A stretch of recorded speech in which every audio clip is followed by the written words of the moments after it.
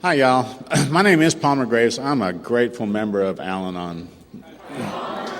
If you detect a hint of an accent that doesn't sound like Miami, you'd be right. I came via Oklahoma on my way to Miami. So I came into this fellowship March 5th of 1990, and I'm so absolutely grateful for that time, as is my family and everybody else. My home group is the Kendall Stepping Up group. And so if you're in Florida, we meet Thursday night. Please come visit us. We do the steps and just have a great time. I also attend an open AA meeting every week. I have a committed open AA meeting because sponsorship has taught me to go to AA as well. And that's at the Sable Palm Group in Miami on Sunday afternoon. I'm grateful for AA. I'm grateful that, AA literally saved my life. And I can't ever pay that debt back except to when AA asks, say yes. And so I'm really grateful that you're allowing me to share your podium. Thank you. It is an honor and a privilege to be able to do that. I also have to thank Brett and Rhonda for hosting. They've been great hosts, and Madeline, and where are you? Somewhere up here. And I've got some friends over here that said they're going to throw rocks. So if you see some rocks flying up here, they said it's going to be done in love. And I want to thank the tapers. I have a drive to work every day, and I know that our tapers work hard, and they carry the message in a way that is unique, and I thank God for them every day when I'm driving, because I arrive to work a more serene and a more serene person than I would be if I were just watching traffic. So, I thank them. I don't know how I came to Al-Anon. I grew up in a home that was, I was loved. My family, my parents loved me. My sisters loved me. I wasn't supposed to be born, and I arrived, and they took care of me. I had all my needs met, and then some. We weren't lacking in finances, and it was a great place to grow up in northern New Mexico, and yet that's not what I heard. I have a disease of perception, and I heard that I was alone and different and lonesome and no good, and my parents were brilliant physicists, and I don't use that term lightly. They were physicists in the Manhattan Project in Los Alamos, New Mexico, and my sister was brilliant. I have this. Somebody mentioned Keith Lewis earlier, and I had a sister like Keith's brother, Dumb Denny. My sister. She graduated from high school 3 years early, and she was she went to one college and graduated. And then she went on to graduate school and got a PhD and has worked at one job. I don't know how you do that. My God, I can't do that. I was the stupid one. I heard all of my teachers say, "Why can't you be like her?" And on inventory, I realized none of them ever said that to me. That was just the message I heard, because I don't hear right. I filter it through my perceiver. So I was the stupid one in this family growing up, and it was as if the week before I was to be born, I was with meeting with God, and everybody was supposed to hear directions for how to get on and living, and I had run to the bathroom, and I came back, and God was saying, "And that's everything you have to know when you're on earth." I missed the instruction set. I didn't know how to do anything with you. I was afraid. I was steeped in fear. I couldn't be in a room with 5 people and talk. And I was uncomfortable in my own skin, and I just had this hole in my gut that I just couldn't fill. And I didn't know I didn't know how to fit. I didn't know how to exist in my own skin. I don't know. I just uncomfortable. And so I waited around until I was about 13 and met up with a bunch of guys down in my basement before a church meeting, and we got drunk. I had my first drink. And they say that Al-Anon, or that most normal people don't remember the first drink. I remember my first drunk, and it was, I'm the Al-Anon speaker. I tried it because maybe, these guys said, here, come join us, and I don't know how to say no, so I did it. And I woke up the next morning, the magic didn't happen. What Jennifer described as the magic of that drunk didn't happen for me because I don't have the allergy. I woke up in the morning hungover and had to go to church miserable. And, my friends in AA say, Palmer, you can work through that. You got to try a little harder. You can get to the good stuff. But it didn't work. I just had to stay that uncomfortable with the hole in my gut. And I decided I'm a geographical guy. I graduated from high school. I was sophisticated. I knew I was worldly. A friend of mine got busted for a lid of pot. I knew that pot was marijuana. I was sophisticated. I just couldn't figure out why he kept it in a jar top instead of they got these Glad bags. Why not use that, And I don't know. I mean, I was just a kid from a protected environment. I didn't know what the world was, and so I went across country and went to college in Portland, Oregon, and I fell in with a crowd of guys. We drank. It was the 70s. We did inhale, and that's part of my story. The first night, the first couple of weeks I was there, a guy handed me a cigarette with hash in it. First time I'd ever had a cigarette. First time I'd ever had a drug. And so, I got really sick from the cigarette, but I was really into it from the hash, And I didn't know how to say no. People would hand me stuff and I'd say, well, sure, because maybe I would be okay with you.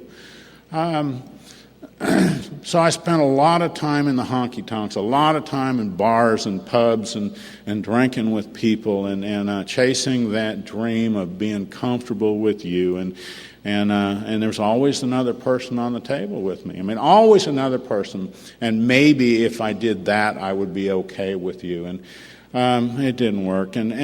So after 2 years, college just wasn't working for me.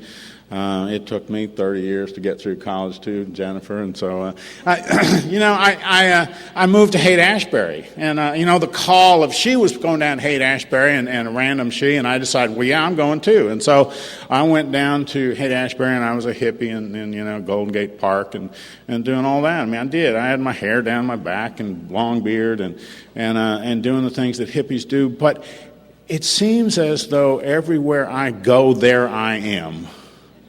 And things weren't right in Haight-Ashbury.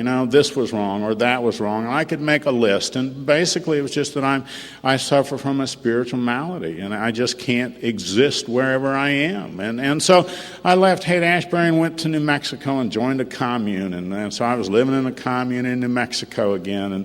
And doing that deal. And that was okay because my mom was dying of cancer in the hospital in Albuquerque. And so I'd go from the commune and hop a freight train down and go to Albuquerque and sit with her and then leave. And after a while, it's just New Mexico wasn't working for me again. Clancy describes it the best I've ever heard. It's like somebody snuck in at night and starts tightening up a spring. And I just get tighter and tighter and more uncomfortable, and I just can't be there where I am.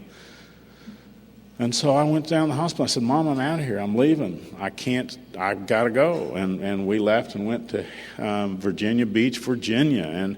And we're going to study there. But for us, study was just being hippies on the beach and doing what we were doing as hippies. And you can fill in the blanks. It's outside issues and stuff. I'm selfish and self-centered. I'm selfish and self-centered. I'm leaving Mom, and she's dying, and I'm going off looking for whatever it is I'm looking for at the time. And I got a call from the state police. They came down and found me, and which isn't a good thing when you're doing what hippies do on the beach. But they found me and said, "Call home." And I called home, and my family was just coming in from my mom's funeral.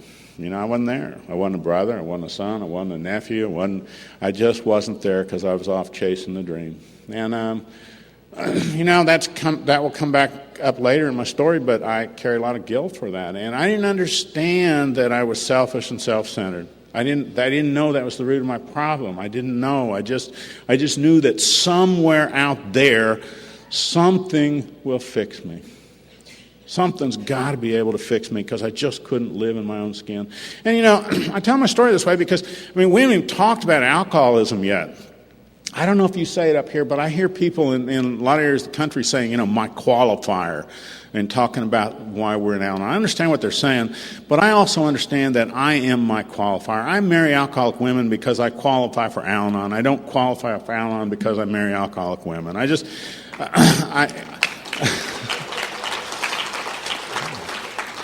I'm just crazy on my own, and I think that that's why I'm here. That's why I have a home here. So anyway, I moved back to New Mexico to take care of the house and my mom, and I was taking care of closing it up and everything. And I was a street musician and a potter, and I was playing music in this coffee house. For the youngers, that's not Starbucks, although it's not a lot different. We didn't have internet. The internets, all we had was, it was dark. We played chess and smoked cigarettes and played music. And I was playing music, and she walked in. Now, if you're in Al-Anon, you know what I'm talking about. When she walked in, she got my attention immediately. So I closed down after 2 songs, and I went over to talk to her, and we began a courtship. 5 minutes later, we moved in together. My grand sponsor says, after 5 minutes, you know everything you need to know. Why wait? And and we did. We began the dance, but when I met her, the interesting thing was, for me, I immediately felt a sense of ease and comfort that I had never known. I felt the power going down to my tips. The tips of my fingers. I was a better musician. I was funnier, wittier. My abs were even flatter. I was there.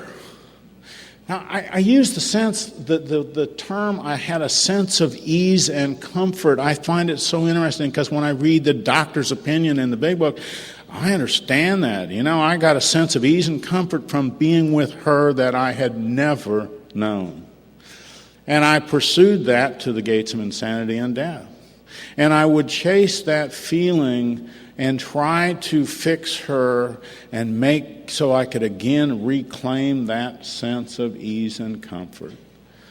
But we had to do a lot of dancing before we got to that point.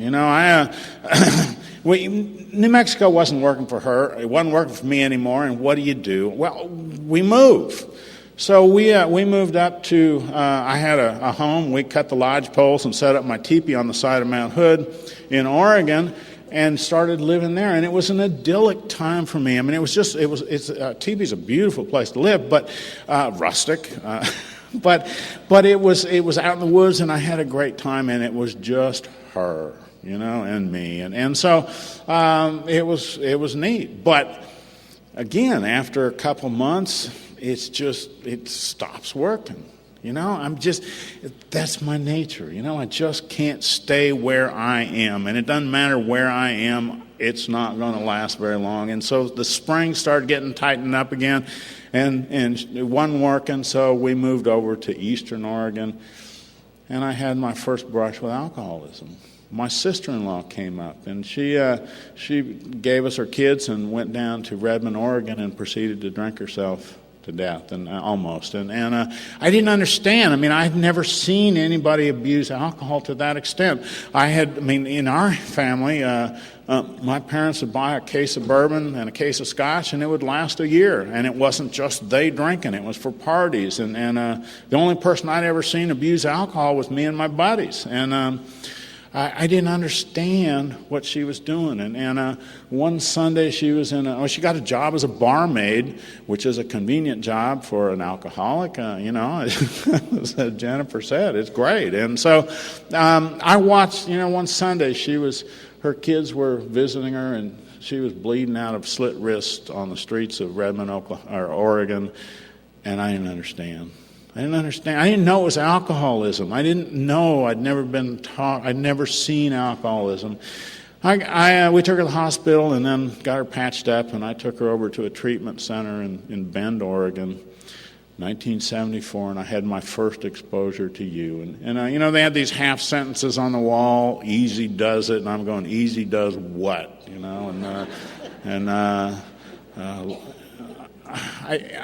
But I could see that they had something that she needed, and they could talk to her in a way that I couldn't. Certainly, they knew what to say to her, and so Bobby Joe came out of this. It was a detox. They didn't have treatment centers. It was a jitter joint. So she came out, and nobody told me to go to Al-Anon. Al-Anon existed. It was 3 years old at the time.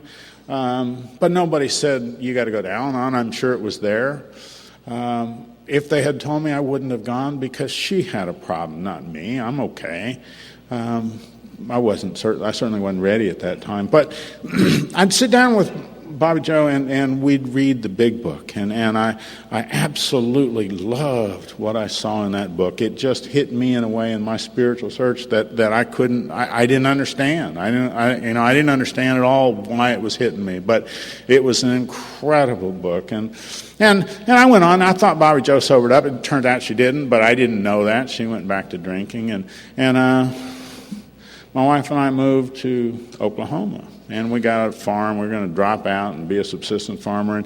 And it just things started getting worse. She was drinking and drugging and I had to, I just have this need to know. I have no defense against that need to know. And I'd start looking. I'd come home and I'd see, what was in the ashtrays, so I could know who had been there and what they'd been doing by which ashtray.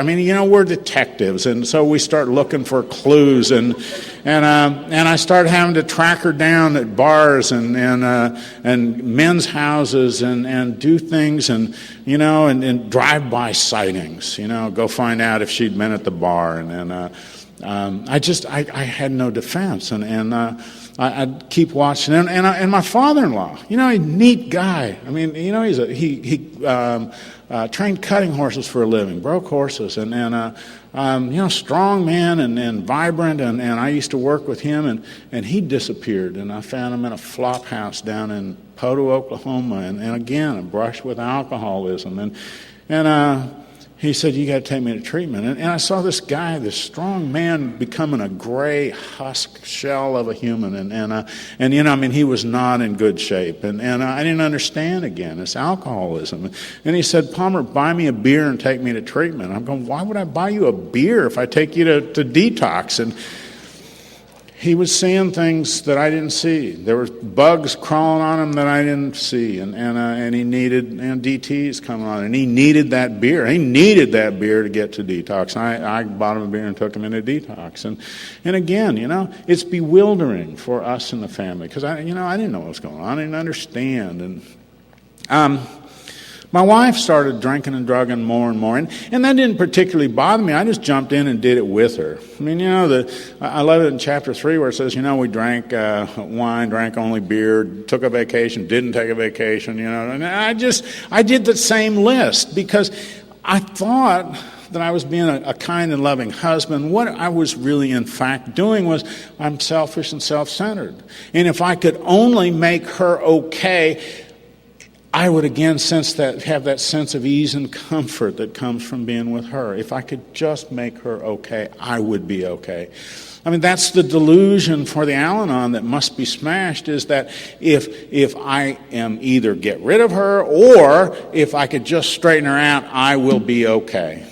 And that's the great lie, I think, for me, is that for me, I was getting crazier and crazier. I'd do things, I remember one time she took a job on as a barmaid at a David Allan Coe concert at this the Turkey Creek Saloon. It's so far back in the mountains they had to run the electricity off Honda generators because the rural electrical co-op hadn't gotten there yet. And so, I mean, I don't know if you know Dave Allen Coe, but he attracts some outlaw kind of people, bikers and such. And I'm a wimp, but I decided I needed to be there to make sure that, you know, whatever she was doing or wasn't doing or something. So I signed up as security at this concert. I mean, I was like, you know, what am I going to do? Am I going to go up to a big biker and say, "Excuse me, sir, would you please put your gun down?" I mean, it's crazy, you know. I just got crazier and crazier. I remember one time she went off to a party at the lake, and I stayed at the farm, and after dark, I just all of a sudden had this need to know. I had no defense against that first think. And you know, what do? She had the truck. Well, I got on my tractor and went up over these mountains and down these hairpin turns to do this sneaky drive-by sighting. But my tractor didn't have a muffler, and there was no moonlight. So, I mean, you know, if I'd fallen off the mountain, that'd be it. You'd have a different speaker. But I didn't even think about that. I just had to know what was going on. So I pulled up to the lake on this sneaky drive-by sighting with no muffler, and nobody was there. Well, now, they could have been hiding out in the weeds just watching me, laughing at me. I don't know, or they could have never been there. They could have left and gone somewhere else, but I didn't see anybody, and I didn't even think anymore. It was like, oh, okay, well, they're gone. So I just got back on my tractor and drove up and over the mountains and back down to the farm. I mean, you know, that's insane behavior. I remember sitting at the back of a hotel one night she was staying in over in Fort Smith, Arkansas in the middle of winter, waiting to see if she turned the lights on and went out in the middle of the night. Now, that's crazy. Who was freezing there doing this, you know, sitting out there in a truck all night while she was either partying or comfortable in bed? I don't know what she was doing, but you know, that's not sane behavior. And I was speaking one time, and this guy came up afterwards and said, "Yeah, I had a stalker too, and I wanted to explain it, but you don't understand. I'm not stalking him, but you know, I was, and so it just got crazy, and you know, bitter fights in my home, and I didn't understand. And we went to marriage counseling, and they call it couples therapy today, I guess. But we went to marriage counseling, and you know, it's I have no judgment on marriage counseling, but I guarantee you that it probably works a lot more effectively if you tell them what's going on in the home.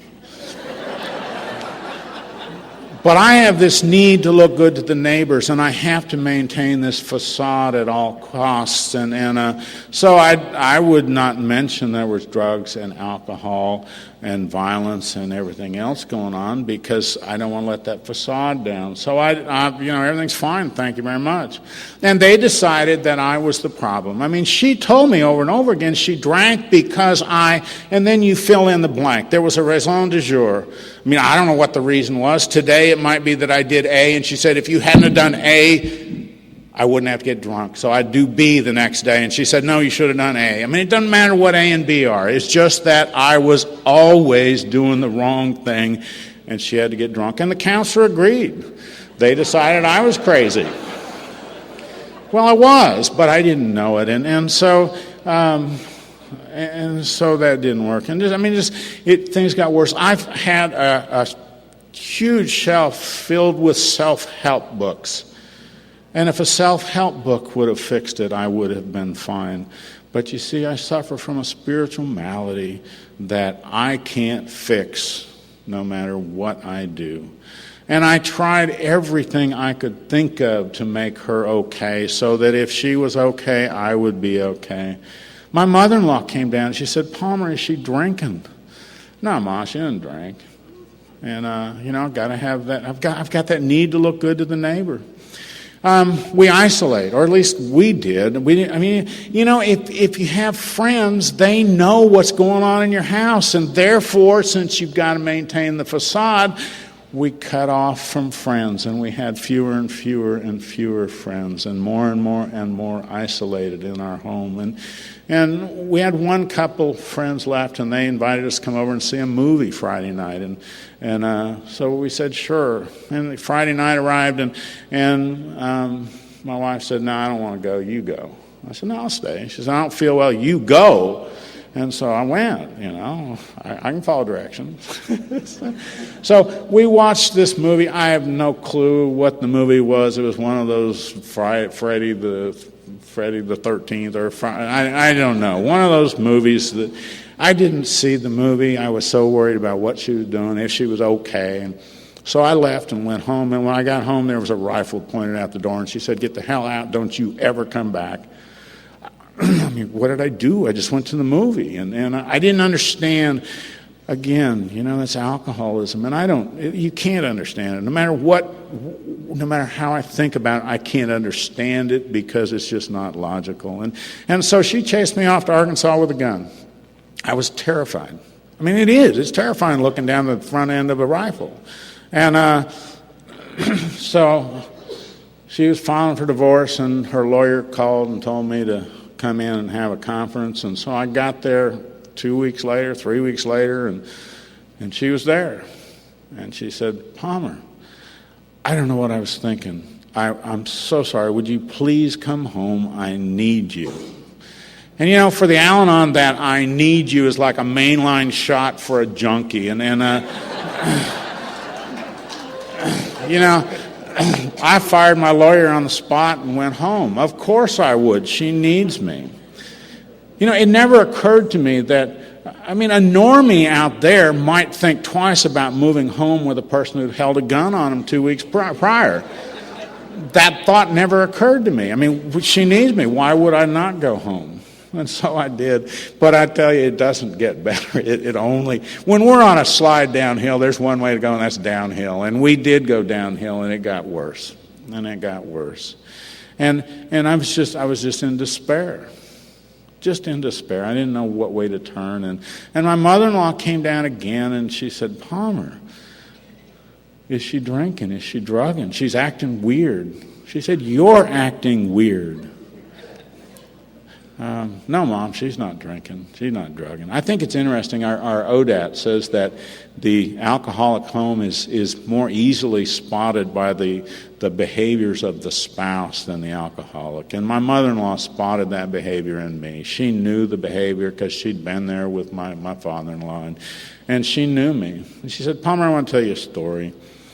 There was a lady who lived with a bad drunk, and she came in and asked him one night, says, is there anything I can do to make you stop drinking? And he said, yeah, I believe if you'd go out and dig a dozen worms and bread them and fry them, I could eat those worms and I could stop drinking. And so she very lovingly went out and dug the worms, brought them in, breaded them and fried them and put them on a platter and brought them into him. And he said, you eat half. Well, so we'll go to any length. So she cut them in half and ate half. He went and got a bottle of bourbon and got drunk. And she's going, why? I got the worms, I ate half the worms. And he said, yeah, you ate the wrong half.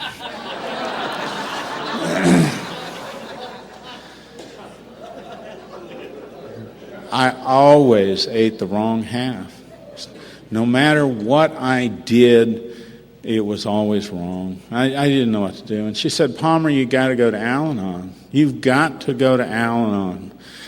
And my response was something like, yeah, right, or something. I had plans, I had dreams. My wife said that if you're at work all the time, if you would just be home, I'll be okay. And so I came home, quit my job, that's easy to fix, and came home. But then we were broke, and I was there all the time, and that was bad, and she was, it was the wrong thing to do again. So I had this plan. I'm going to go to the University of Oklahoma and get a job as a teacher so I could finish. I had a high school diploma, that's all. I had no education, and because I'd been the stupid one. Why would I, drop out of college? And so I decided that, now if there's teachers in here, please understand I was sick and deluded, but I thought that well, I could get a job as a teacher, and, I work from 9, 10 to 3 and take my summers off. It's an easy gig, and I can be home, and I'm a teacher now, so I know that's not true, but that's what I thought. So I went to the University of Oklahoma to get a job, get a degree teaching certificate, and so I'd commute.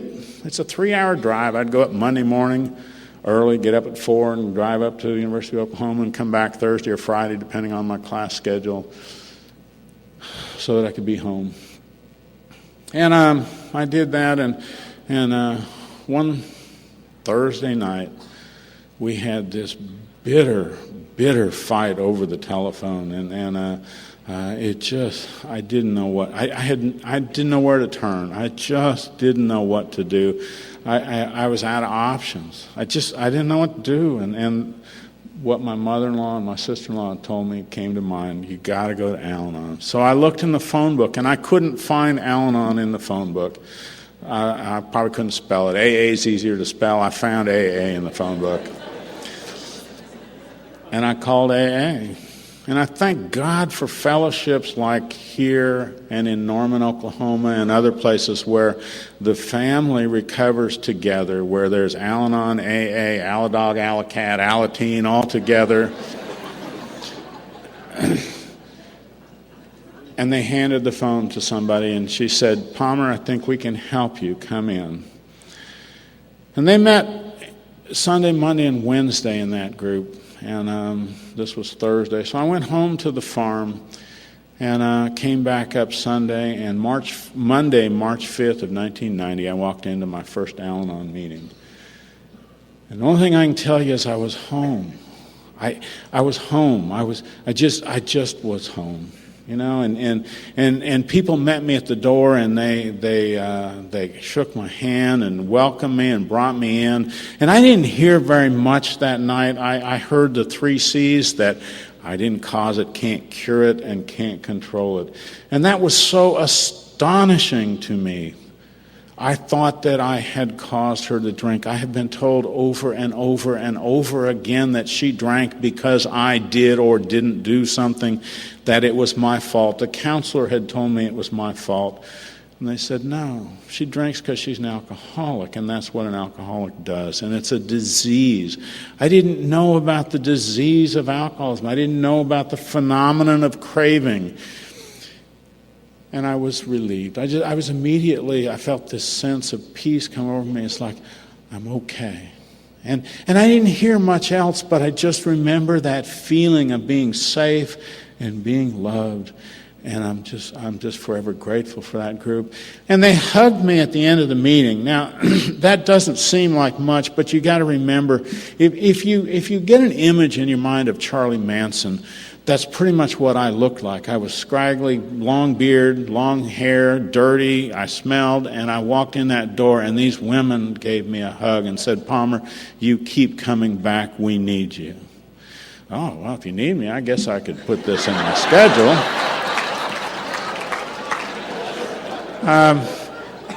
So I did. I started coming back every time that room was open. And I say these women because there were no men in Al-Anon when I came in. Now, that's not true. It's only, again, through my perceiver. But there were no men in that particular group or the groups that I attended. It was only women. And I started getting this sense of terminal uniqueness. I thought, you don't really understand. My case is different. I'm a guy and you're women in the alcoholic home. And one of the old-timers, thank God for old-timers, she pulled me aside, fingers in my chest, said, "Palmer, you listen for similarities, not differences." And I heard my story. I heard these women telling my story. And they're a bunch of old women. I mean, they were 40 years old maybe. And younger than I am today. But, thank God for these gals. And they kept hugging me. They kept telling me to come back. And they gave me a job. I got the job, and like Dick, I was the ashtray washer, and I was happy to be the ashtray washer, and I was really good at it as well, and I loved that job, and it kept me there. I mean, in the groups that time, even if you didn't smoke, you smoked because the air was so thick that everybody smoked. And so the ashtrays at the end of the meeting were pretty nasty, and I'd wash them. And I felt like I had to be there to wash the ashtrays. And I remember, like Dick too, that when they took me off that job, they had to tell me, well, you're being promoted to coffee cup washer, you know. And, oh, well, if you're going to give me a promotion. I mean, we had to wash coffee cups because we had China coffee cups. Now, China, they're not elegant. They were those nasty old brown ceramic mugs, but I washed them. And then I was given the job of setting up, and they gave me a key to the AA room to set up. And, God, I felt it was an amazing feeling to be trusted in that service position of giving a key to the room. And so, the Al-Anons met in the back, and the A's up front, and Alateens were in another room. And by the way, let me say, I am so grateful to see the Alateens here at this conference and being here.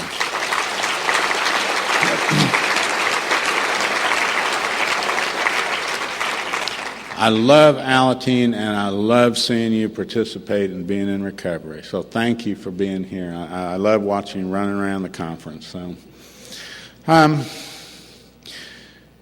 one of the things they did is they started talking about, you got to get a sponsor. Got to get a sponsor. Have you got a sponsor yet? And then it's like no. So one time this guy did come through, and I found out there were men in Al-Anon, and I asked him to sponsor me. And so I tell you, sponsors do weird stuff. He'd listened to me for a couple meetings, and then he said, Palmer, I want you to do a gratitude list. And I said, you want me to do what? Have you not been listening to me? I mean, it's just, it's bizarre because, back up a minute. I had been going to Al-Anon for 3 months, commuting back to the farm, and one night my wife got, I don't know what was going on in her. I don't know, but we were having this bitter fight, and she was standing over me with a butcher knife. I was laying on a cot, and she said, Palmer, you've got to go to sleep sometime, and when you do, you're a dead man. And I had reached this point of despair where I just rolled over and went to sleep. I didn't care. I was in despair, absolute utter despair. And I had in the morning I woke up, and I realized that I had attempted suicide the night before. She was the instrument. I don't know what happened to her. Maybe she never meant it. Maybe she passed out. I don't know. But I knew that I had attempted suicide from that sense of despair. And I also realized that these people in Al-Anon have been telling me, I kept asking, do I go, do I stay, do I stay, do I go, what do I do? And they just laughed and said, or they smiled and said, when you know, you'll know. I go, what do you mean when I know, I'll know? I woke up that morning and I knew that it was done, that it was over, and I could not stay any longer. I couldn't stay because I don't know what I was doing to my son. I don't know. I didn't know what I was doing to her. The relationship was done, and I left. And I was homeless. I had a truck, guitar, an extra pair of jeans, and an extra shirt. That's all I had. And so I got in, and the sponsor said, I want you to do a gratitude list. I'm saying, what do you mean? You want me to do a gratitude list, And he said, well, I want you to go home and write one thing for which you're grateful. And so I went home, and I was working on this gratitude list, and I thought. And I spent a couple of hours trying to think of something I was grateful for because, being homeless and all of this. And finally, I wrote on the gratitude list, I'm grateful. I only have to write one damn thing on this gratitude list. And that's all I could come up with. And I wrote that, and I took it back to him. And I said, well, that's going to finish this. And he just pulled the rug right out from under me. He said, Palmer, that's great. Now I want you to write 2 things. And then it was 3 things. And then it was 5 things. And after a couple weeks of doing this exercise, I woke up to the fact one night that I was grateful. I had a truck. I had my guitar. I had an extra pair of jeans. I had an extra shirt. Nothing in my life had changed except my attitude. I had taken some action suggested by sponsorship, and the results had followed, doing something that I absolutely knew would have no effect. I had contempt prior to investigation. That was an important lesson for me. My sponsor tells me to do things all the time that I see no way that they're going to do any good, and yet I take the action because I know that he's been where I am and knows the way out. He knows the solution, and so I take the actions. I jumped into the program, and every time it was open, I was there. I went to Al-Anon meetings. I went to AA meetings. I went to big book studies. I went to literature studies. If the door was open, I was there. I fell in with some friends and was moved in on their couch, and they had, of course, they'd just come out of a halfway house from and treatment, and who else am I going to find, And it was a magical time because we were reading the literature, we were studying, we were talking, we were having meetings in the morning, meetings at lunch, meetings in the afternoon, and then we'd go to meetings, and it was an amazing time, so I just did meetings. And one day I got a call from the university. They called that place, and I got home and they said, "You need to call." And I said, "Why? They don't even know I live. I know you. Why would they call here?" And Dreamer said, "I don't know, but they called." And so I called the college vacation, and they said, "You got to come in. Your student teaching starts in another month, and you have nothing set up." And I said, "I do. I'm doing my student teaching in Wilburton, Oklahoma, which is down by the farm 3 hours away." And they said, "Oh, no, you can't do that." They said, "You got to fill out a whole bunch of paperwork. You've got to get it approved. You've got to make all this stuff happen, and you haven't done any of this." And I said, "I have. It's in my file." And they said, "We don't have a file on you." Once again, it's God doing for me what I can't do for myself. That file disappeared. Nobody ever knew what happened to it. I'd done all that paperwork. And they said, "You're going to have to do your student teaching here in Norman, Oklahoma." And we just had a guy call in who's a master teacher and didn't think he was going to be able to take a student teacher this semester, but he can. "Would you like to teach with him?" I said, Yeah, I would. So, why would I want to go back by the farm? Because I'd left there, and it was done. So I did my student teaching in Norman, Oklahoma, and taught in the high school. And I'd go to meetings and go to school, and go to meetings and go to school. And it was an incredible time. And I graduated from the University of Oklahoma with a teaching certificate, and I taught in the high school. It was, yeah. Thank you. You're clapping for you because I certainly don't know how to do that. I don't know how to do that. My sponsor took me into the steps, and we did the first step. Lack of power is my dilemma was not hard for me to accept. I'd managed my way into a state of homelessness. That's absolutely a no-brainer. We got to the second step, and it's kind of a left-handed admission that we're insane when we're going to be restored to sanity. And I'm going, but I'm not insane. And he said, "Well, Palmer, tell me, what was that tractor deal?" And it's like, oh, yeah, okay, so...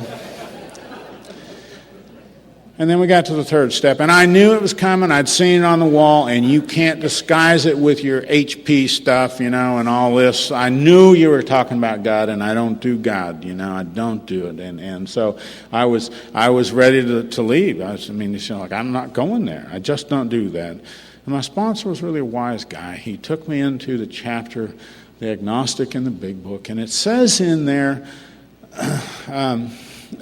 to be doomed to an alcoholic death or live life on a spiritual basis is not always an easy alternative to face. And I'm sitting here doing this debate. I want to leave because you're going to talk to me about God. I'm going to go back to the farm. How bad does that alcoholic thing hurt? And it's like I was doing the debate, and absolutely, it's not an easy choice for me to face. And he took me a little bit further, and he said, do you believe, or are you willing to believe in a power greater than yourself? And that got me, because I'd look around and I'd see you guys laughing and having fun and, lugging and hugging and scratching and having, laughing and doing all this stuff. And I wanted what you have. And I didn't want what I had. And so I said, I guess I'm willing. And he said, that's all you need. So we knelt down on the floor and held hands, which I thought was a little excessive, but and said the third step prayer. I love that prayer. I love that prayer. And so we got up and he made me jump immediately into this fourth step.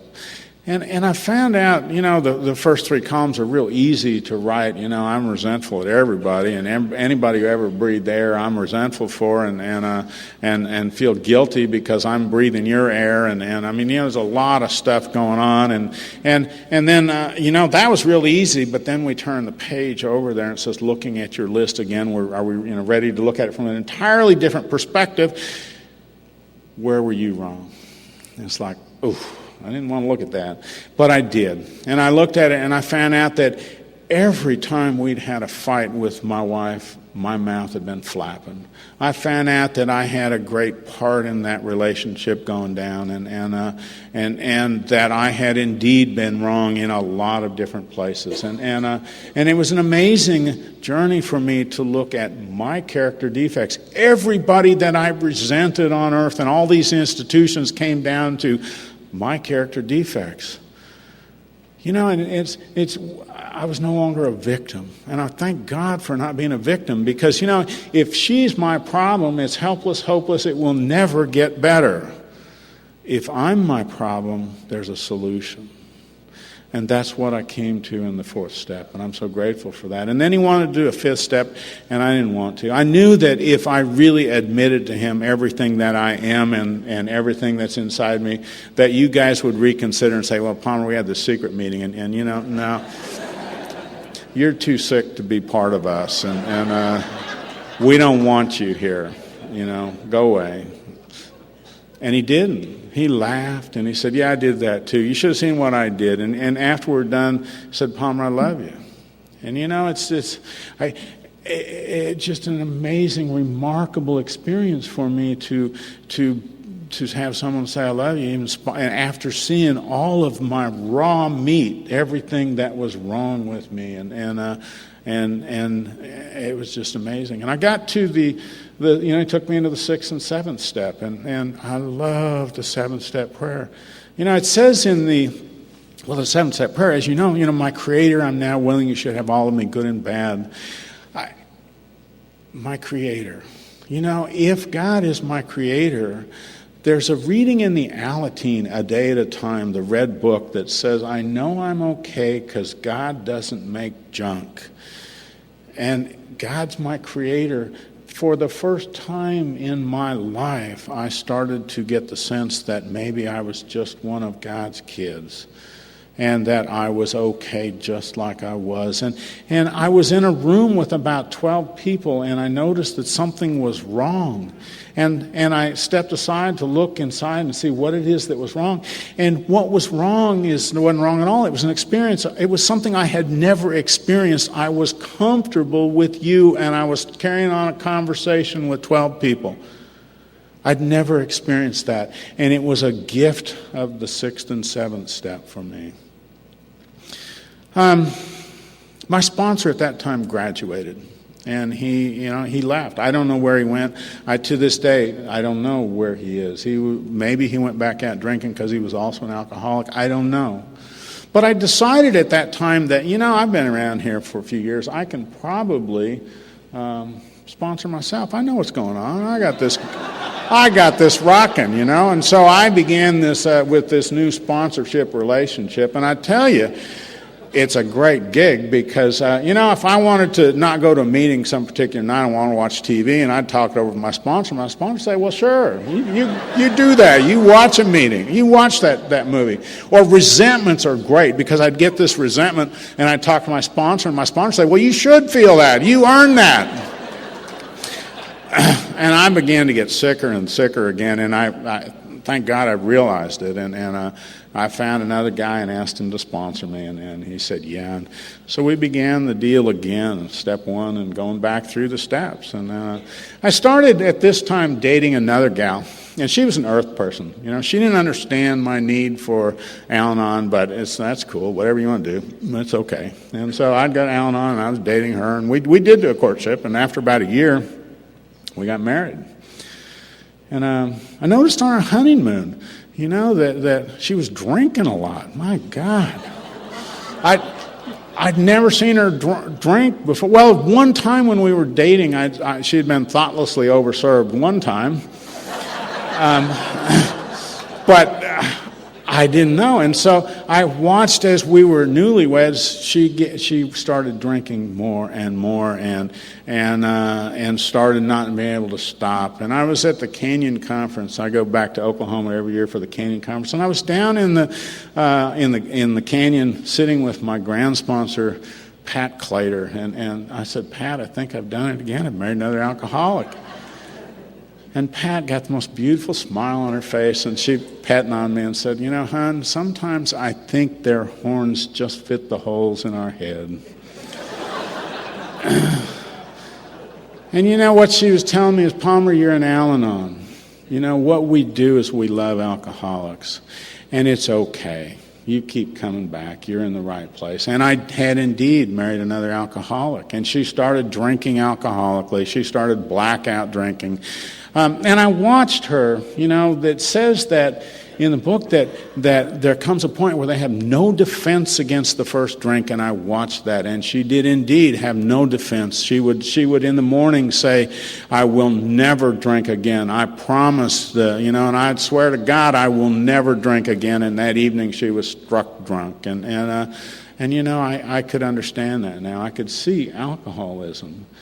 I've done alcoholism with me having a program and with me not having a program. And I guarantee you it is easier going to meetings and doing the program living around alcoholism. I experienced it from both sides. And so my wife started drinking, and she was a bad drunk, could not stop. And I'd just go to meetings, and I'd practice the principles. I'd find her half naked drunk in the backyard, and I'd just cover her up with a blanket. She passed out, and I'd go to bed. I didn't have to carry her up and fix her. I just, let her stay there, and that was okay. I kept doing the steps. I kept working, and about that time I was offered. The University of Oklahoma offered me a trip to go to graduate school, a full ride. They were going to pay me to go to graduate school and study. And I'm sitting here doing this debate. I was in my late 30s, and I said, I'm too old. I can't go to graduate school. And I heard this guy, Clint Hodges. He's not with us anymore, but he was an AA speaker. I just love Clint. He was offered a trip to law school. And he went to his sponsor and said, do you know how old I'll be in 4 years if I go to law school? And Clancy looked at him and said, well, Clint, tell me something. How old will you be in 4 years if you don't go to law school?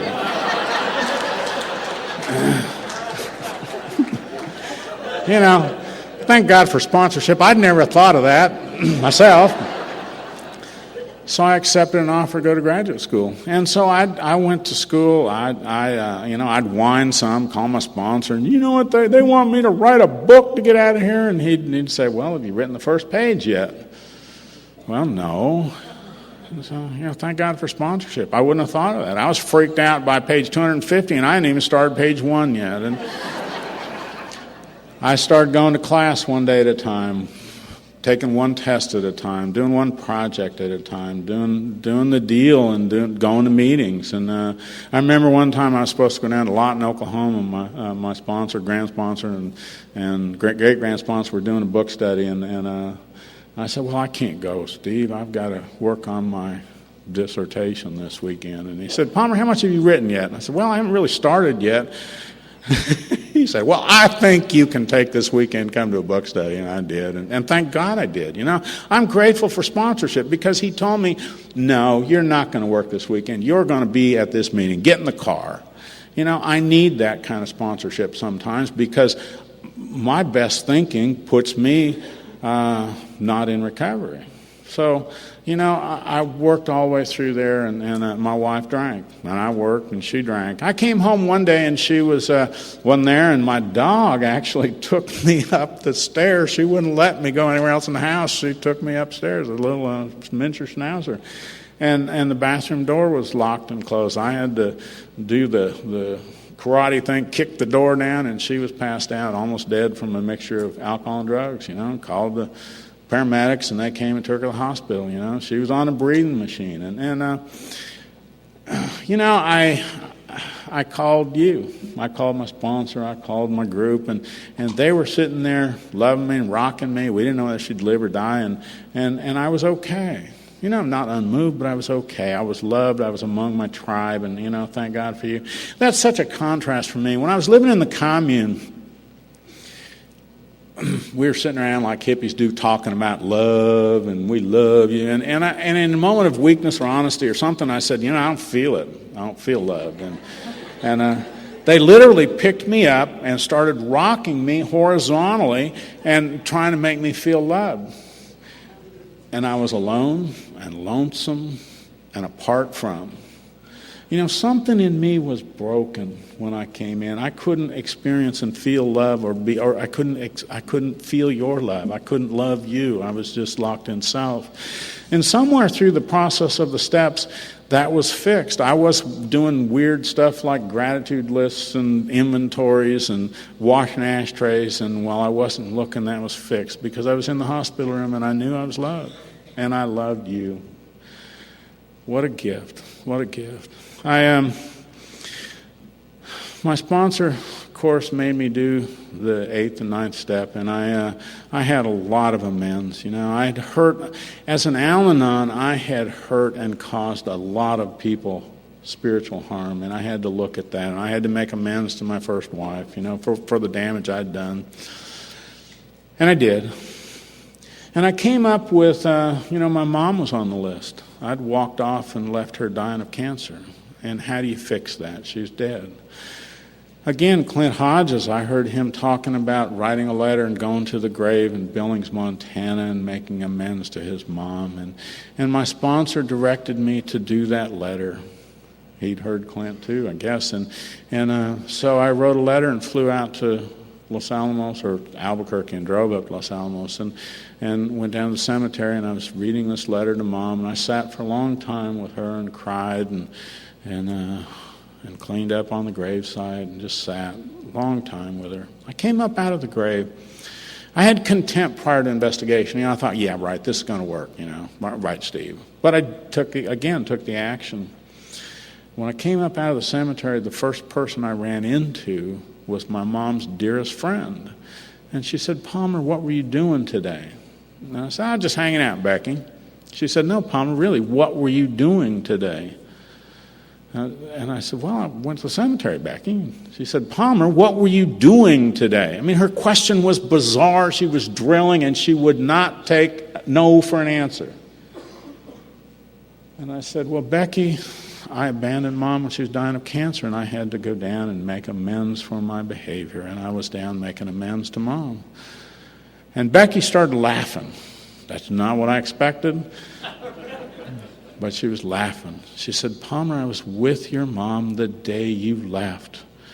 And she was overjoyed that you left because she did not want you to see her dying of cancer. And she was so grateful that you'd gone to Virginia Beach.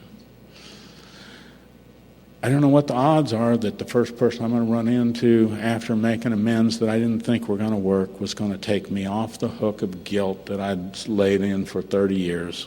And it was gone. In that moment, taking that action, it had relieved me of that guilt. Yes, you can make amends to people who have died. I've experienced it. I know today that God is real, that God takes that and does for me what I cannot do for myself. I just know that to be true. I was, speaking at an Al-Anon meeting, 4 or 5 years ago, and this lady came up afterwards and said, yeah, you're one of those God Squad people. And although she didn't mean it as a compliment, I said, well, thank you.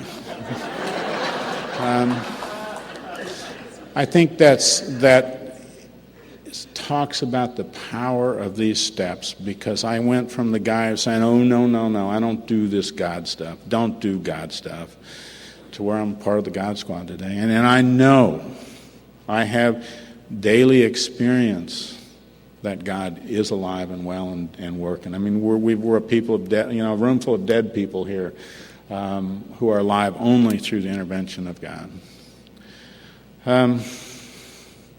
I love this fellowship. I just love this fellowship. My wife went into she went into AA right after coming off the breathing machine and stayed sober for about a year. And something happened in life, and she started drinking again. And indeed, the disease progresses, because within 3-4 weeks she was on the breathing machine again, and I didn't know if she was going to live or die. And she did live, and she couldn't sober up. She kept drinking.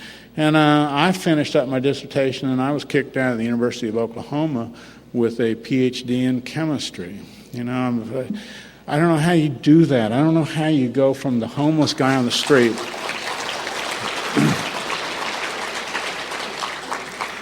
you're clapping for you and for the steps and the power of this program, the power of God, because there is no road to go from that homeless person that I was to being a PhD in chemistry. It doesn't happen. I cannot make that happen.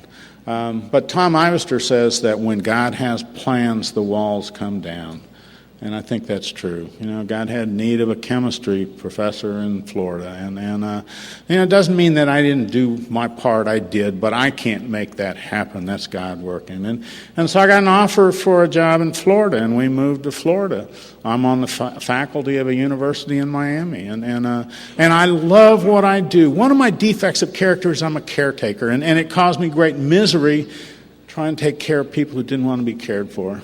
And today, I was given a job. God didn't remove that from me. He just gave me a job as a caretaker. I take care of God's kids all day, and that's all I do.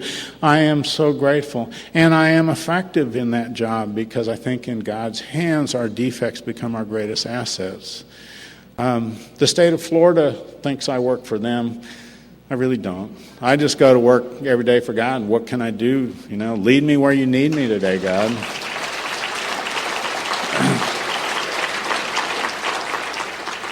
My wife, she had a hard time. She could not get sober, and she tried and tried. She laughs and she says she has enough white chips to tile the bathroom floor, and she does. She was a slipper. But one Thanksgiving, we were cooking and dinner. We had our kids down for Thanksgiving, and she got drunk, passed out, and burned part of the dinner, and I worked on dinner and called my sponsor because I had a resentment. And we got that taken care of, and I put dinner on the table, and she came stumbling in and tried to eat a little with us. But after a big drunk like that, eating's probably not top on the list. And not long after that, she sobered up, and we were speaking at a meeting as a couple in recovery, and she told this story of one Thanksgiving. She burned the turkey, and she felt such shame that was indeed her bottom, and she was able to go with a vigor that she did not know she could in AA. I think it's so interesting, because the event that I perceived as something, it was almost a two-sponsor call. I had such resentment. How dare she get drunk on Thanksgiving? This was the event I had prayed for. This was the event that caused her to surrender and sober up. Breathing machine, not so much. Burned turkey, okay,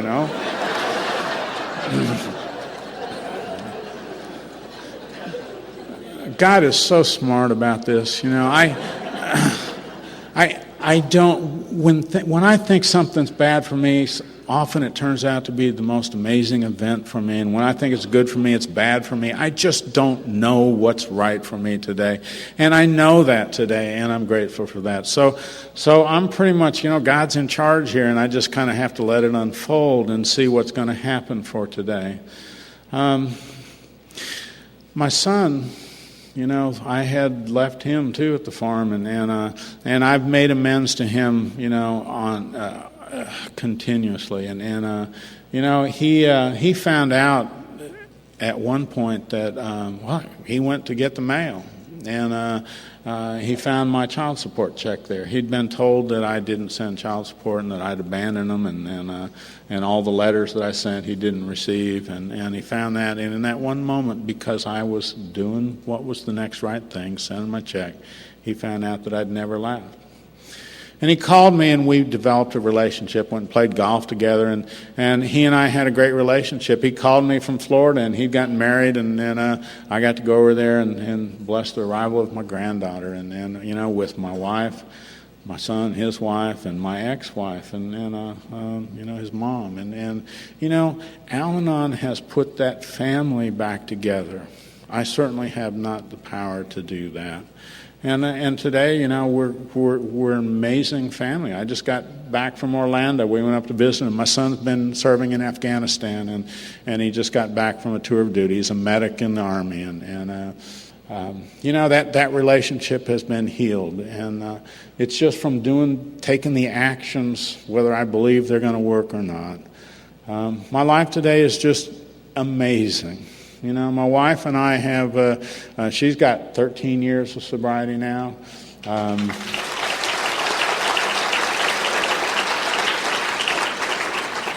We have AA and Al-Anon in our home. And I'm really grateful to my wife today because, she's at home taking care of the dog so that I can come and be with you. And what a gift that is from her. So, and I couldn't do that without, her support. And she sends me on, go do your thing, and she laughs. She says I'm the black belt Al-Anon, around. And they find me amusing because I know more about the big book than a lot of the AAs do. But I do. I love this program. It has literally saved my life and continues to do that. I was at a funeral for the father of a really dear friend of mine. This was quite a few years ago, and the minister was talking about grace. And I had no clue what grace was. I got out, and I just didn't know. I had to go look it up, and I went to a piece of non-conference approved literature, the Webster's Dictionary. Not a great spiritual well, but it was what I had at the time. And it says that grace is unmerited divine assistance given man for his regeneration or sanctification. I know that I did nothing to earn this life. It's not something that I earn and others don't. It's like a radio signal that anybody can get. They just have to tune the dial. And doing the inventory and the gratitude lists and all this other bizarre stuff is me fine-tuning that dial and till I could receive a signal. And so I didn't have any problem with the regeneration. I've been made anew, and you have made me into a new person. And indeed, I didn't understand sanctification, so I looked that up in the dictionary also. And it says to be set free. What was I set free from? I was freed from the bondage of self. What an amazing gift that you have given me. God works through you because I need God in human skin, and you for me are giving me what God is doing. And I thank you from the bottom of my heart for my life. Thank you.